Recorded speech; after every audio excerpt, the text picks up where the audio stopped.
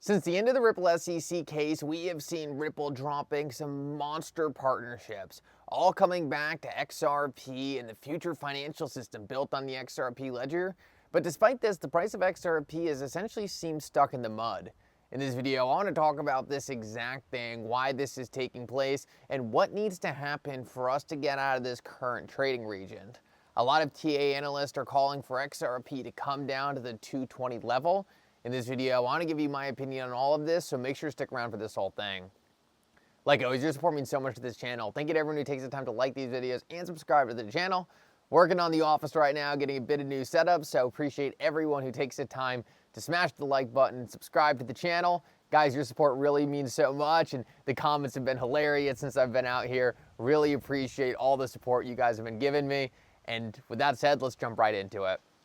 So I want to start off and talk a bit about something that I've been thinking about a lot recently.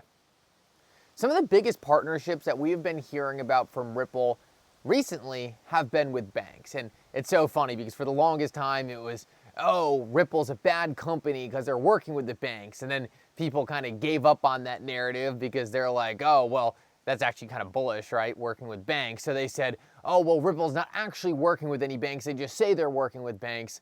And now what we're seeing is that narrative was also dead and gone because we've now seen day after day a new banking partnership announced between Ripple and that banking institution. The most recent one we've seen was BBVA, one of the larger international banking institutions out there, and they're partnering with Ripple on the custody side of things.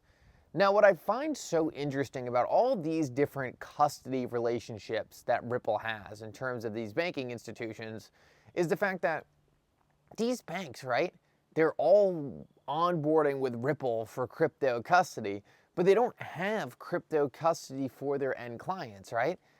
There's no option for you to go to a bank and bring your cryptocurrency and deposit your cryptocurrency in that bank.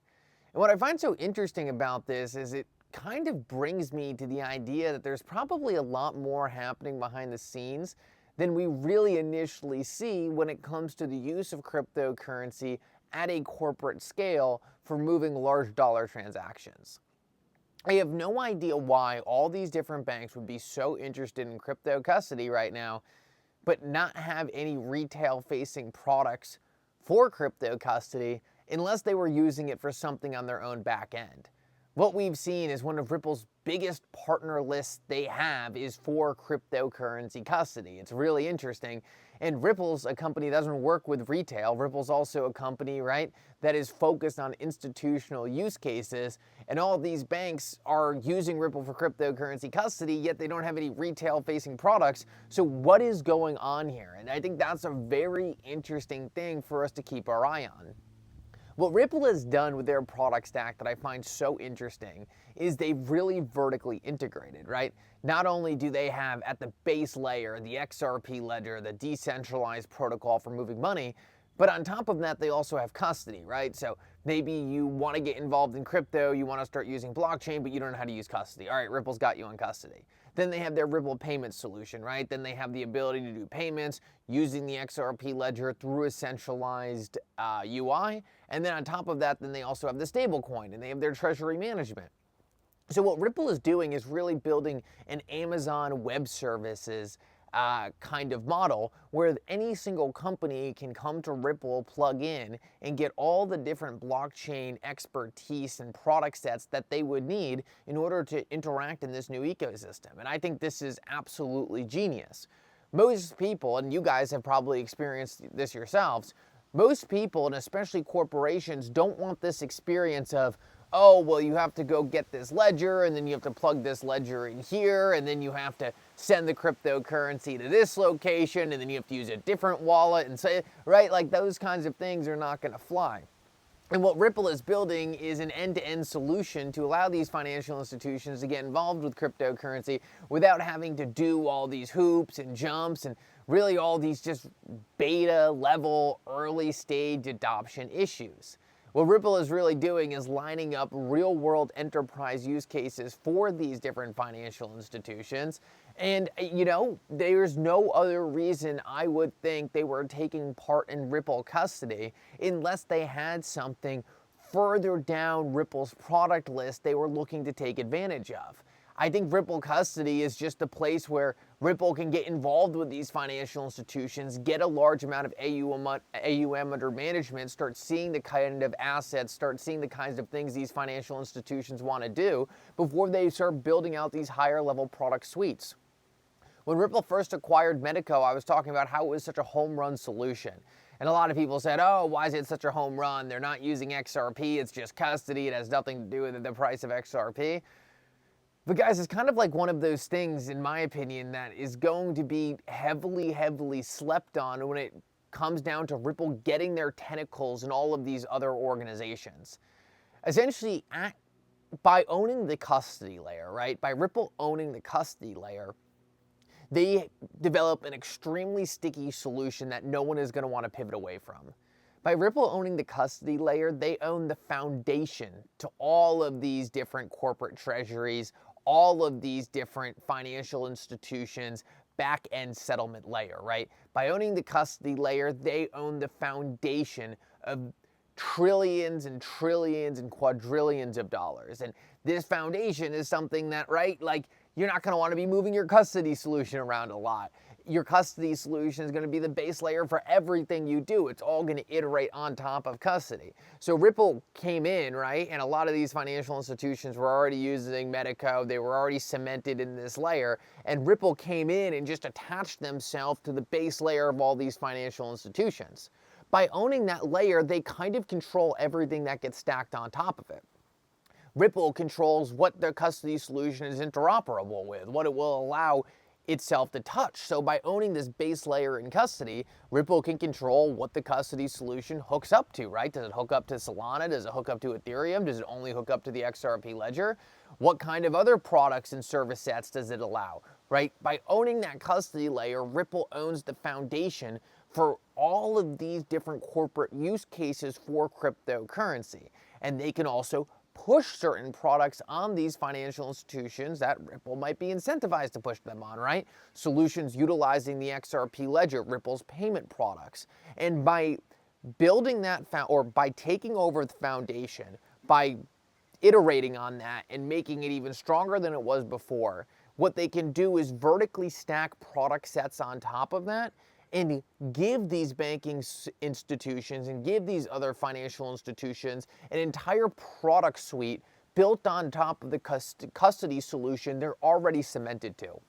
This allows Ripple to take over and control the entire digital asset process and really become the one-stop shop these financial institutions have been looking for in order to build out their cryptocurrency corporate use case. Now, with that said, right, with all this going on, why is the price of XRP not moving? Why is it not reflecting this? Well, guys, the truth of the matter is like I said in the beginning, most of the market still doesn't even want to believe this is happening. Most of the market still wants to sit back and say, you know what, this Ripple's not doing anything. It's all going to happen. It's all going to be meme coins. It's all going to be who knows what, right? It's all going to be DeFi, gambling schemes, and all these other things, right? The market is still lacking a lot of maturity. The market's not paying attention to Stuart Alderati meeting with the financial minister of the EU today, right? The market's reporting on who knows what, Solana meme coin trading volume. Right now, the market is still in this unsophisticated phase, and as much as I wish the market was in a more sophisticated phase, focused more on real-world utility, focused on more on real-world adoption, it's not there right now. Now, I do think that's going to change because I think when you start seeing some of these headlines reflecting the things we have been talking about on this channel for a while, when that starts happening, I think things are going to look dramatically different, right? Because when you start having Bank of America or BlackRock coming out and saying, hey, we are now using 10% of our trading volumes over the XRP ledger, right? Over this solution, those are the kinds of things that can no longer be ignored. But those aren't the kind of things that just happen out of anywhere either, right? It takes long-standing, long-term partnerships, the things that take, really 5 to 10 years to build out. And that's why I've always been so impressed by Ripple's strategy, right? Go work with them, build out these products, allow these things to mature, and then come in when the time is right and start to implement them.